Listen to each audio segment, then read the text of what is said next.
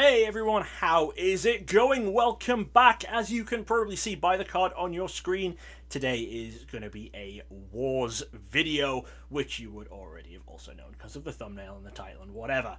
So this here is a foil Rogan Hallard from the second set. What's the second set called? Nowhere to Hide. The reason I have this one here, if you remember my last Wars video, this was the only card I was missing from set 2. I did have a lot of other boxes of set 2, but it got to the point where I wasn't just going to keep opening to try and get one single foil. So it's actually Rafi, when I was speaking to him buying those My Little Pony cards that I posted about a while back. I know he collects Wars, he's done some Wars content himself, and I said, oh, do you happen to have a spare of this one last random foil from a set? And he was like, yeah, and he just said he'd throw it in, which, you know what, I was buying like $2,300 worth of ponies, and this is like a $1 card, so thanks Rafi, I'm very happy with that. But also, what I was not expecting from Rafi, he also included one pack of each Wars set in German. Now, Decipher non-English product can be very, very hard to find. There are very few collectors, I think, for a lot of them. I think Wars in German doesn't have a ton of collectors, but that's good because there is not a ton of product out there. So I'm not going to be going for a German set on this one, which is why I'm just going to keep these sealed, but that was a super, super cool inclusion to the purchase. And I'm really happy to have just like a pack of each of these sealed. I think it looks really, really sweet. I actually don't know how many languages Wars was printed in, or whether, you know, everything was printed in other languages, because with some of Decipher's other games, like Lord of the Rings, I know that like a lot of the promos got printed in some languages, but then a lot of those were English exclusive. Some sets got printed in some languages, and then obviously the big one is Japanese Star Wars. Japanese Star Wars is the big collectible item for non-English Decipher products. I think Japanese Star Wars is the only non-English Decipher stuff where the price of it is way, way above the English stuff. I think with stuff like this, there might be people willing to pay a little bit more on some of the foils and stuff, but it's just because there's a couple of people collecting it, but not that many. But the Japanese Star Wars is super, super sought after, which is one of the reasons I'm not going to collect it. I should probably not talk as much about non-Wars products, but hey, I guess if you like Wars, you probably like Decipher and stuff, just in general. I actually know Rafi was going for German Young Jedi, I think it was. I think the first set of Young Jedi was also released in German, and good luck to you on that one. You know, there's a reason I stick to English only sometimes. But hey, anyway, this finishes the last things you can pull from boosters. This was the only thing you can pull from boosters that I was still missing from Wars. And what do we do once we've got everything from boosters? Well, it is time to start looking at the theme decks, or the starter decks, whatever it is they called them. So the first set had 4 different starter decks. We got Swarm, Alliance, Solidarity, and Suppression. And then the second set had Overlords and Cats and Claws. These were all very, very cheap. So interestingly, there are actually 3 different types of deck exclusive cards we're going to be seeing. So there are S cards, which are only in the first set. The second set doesn't have S cards, but that is just starter deck cards. Those are non-foil cards, which are exclusive to the starter decks. We then have PF foils, which I'm guessing is like promo foil, is what they were trying to call them, or premium foils. And there is one different one per deck. I think each deck comes with 2 of its copy of the new premium foil. And what that is, that's a mechanically unique card. The PF cards are the only cards that you can't get in boosters. They're the only mechanically unique cards. Obviously, set 3 and 4 promos, which I've talked about briefly and I'll be hopefully purchasing later, are mechanically unique because their sets never came out. But the PF cards are the only cards which were intended to be mechanically unique. And then finally we have the F cards. The F cards are foil cards, and they're foil reprints of cards within the set. The F was also used just as their general promo lettering for this game. So while we will be seeing all of the S's and PFs by opening these, we'll only be seeing a small selection of the F cards, and then we'll have more videos coming out in future as I pick up the rest of those. But hey, that's enough explanation. Let's just start opening. Right, I'll start with the first set.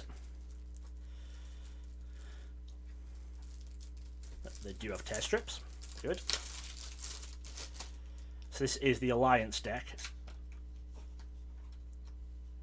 I wonder where the foils are.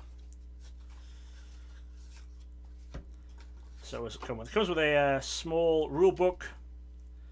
Tells us, I guess, a little bit how to play. So, as you can see, we do have some very, very nice warped foils here on top. So we're starting off, this is the PF promo. So this is Josel Swins. This is 1PF1. Move the other stuff to the camera, focus where it's supposed to. And then this is a 1F. This is a survey cruiser. A state of readiness. There's our other copy of Josel Swin. We have 5th Ace.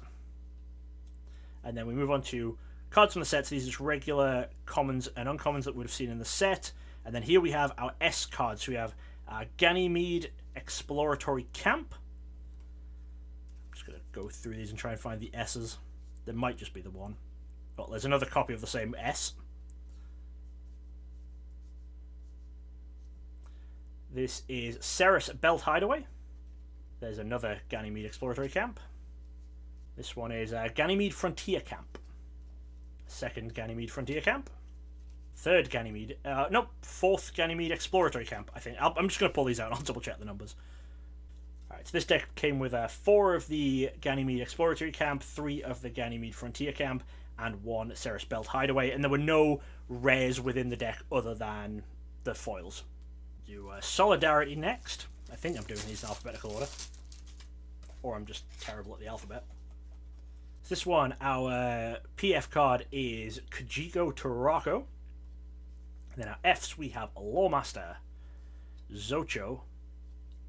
There's our other copy of the PF promo. And we have a foil Cloud. And then I'll pull the starters cards out. So in terms of starter cards, this one came with one more copy of the Ceres Belt Hideaway that we saw in the previous deck. It actually came with 5 copies of Ganymede Pilgrim's Camp. Third set 1 deck is Suppression. I didn't actually note... Okay, yeah, the PF in the other one was number 2, so I am guessing it's... Could be alphabetical unless I haven't looked at this one, and it's 4. And it is, this one's 4. So the promos were not numbered by alphabetical from the deck. It just so happened that way for a few of them. Anyway, what am I talking about? Anyway, this is our PF from this deck. This is Renati and Nant. And then we have foils of Selfless Protector, Devanar Demir. There's our other PF promo. We have Sultry Opportunist. And then probably some starter cards. Alright, we once again got a Ceres Belt Hideaway. We got 3 Ganymede Harvesting Camp and 4 Ganymede Frontier Camp in this one, were the starter deck cards. So it's like the Frontier Camp we'd had in one of the earlier decks as well, but not the Harvesting Camp. Final set 1 deck, this is Swarm. So this one, our promo is Talcon, or our PF foil promo premium, whatever. Talcon. Then we have foils of Rally Cry. You can see as well, I don't know if I pointed out, but it's 1F, so they're not given the same numbers as they have in the set, even though they're foil versions of set cards. Rally Cry, Volt Scrounge, there's the other Talcon, and Revenge. So this one, starter cards are Ceres Belt Hideaway, and then 5 copies of Ganymede Hunter's Camp, which is not one I think we saw in any others. Now the set 2 decks from Nowhere to Hide, so we'll start with Cats and Claws.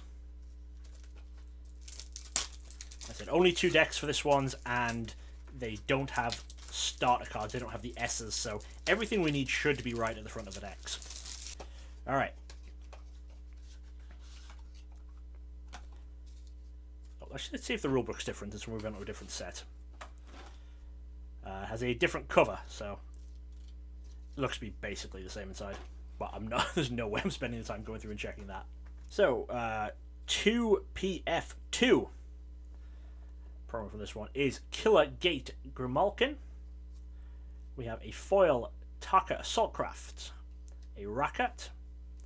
There's our other copy of that one, and then we have Zang Hot Rod, and then that should be it. So it looks like the decks do actually have some starter cards, but they're all from set 1. There's a lot of stuff in these decks that are from set 1 rather than from set 2. I guess just because they needed the cards to make the decks work. But it looks to all be exactly the same. You can see the set 1 cards start the 2004 copyright date compared to the 2005 date from these ones. So it looks like there's nothing else we need to worry about in there. Final deck, Overlords. Let's have a look at this one. The test strips on set 2 do not work as nice as they do on set 1. Look for Edge of a Sword, the next expansion set coming soon. Don't bother looking for that. Alright, and in this one, our final PF. We'll have all 6 PF cards for this game now, so this is Dagger Lead. And then foils we have Ranger Watchman, Lifeseeker, there's our other copy of Dagger Lead, and we have Cornered, and then again, any starter stuff is just going to be from set 1 again. So we got our 6 fixed cards, we got our 6 PF foils, 1 from each deck, and then we got our 18 foils from across all the decks, both sets, and then, we did also get our 1 final card we were missing, thanks to Rafi. So that is, I believe, 31 new cards I've actually added to my Wars collection in this video. So what's left? Well, it's all of the rest of those F cards. The other promos, I do already have some, so I'll be getting videos up on those pretty soon, probably in a few weeks' time at least. We'll give it a gap between some of the Wars videos, and then it will be all about going and trying to pick up the rest of those so we can make a complete Wars collection. Anyway, hopefully you did all enjoy this one. Hopefully you're enjoying seeing the Wars, and hopefully you're looking forward to it coming back, and, other Decipher games and stuff too. I'll see you next time. I would like to say a huge thank you to everyone who chooses to support me on Patreon. If you'd like to get involved, help support the channel, and see some behind-the-scenes content, click on the link in the description. Thanks again. Thanks for watching. Check out some more videos right here. And don't forget to subscribe for more awesome content from DJ Gigabyte. Gotta catch 'em all!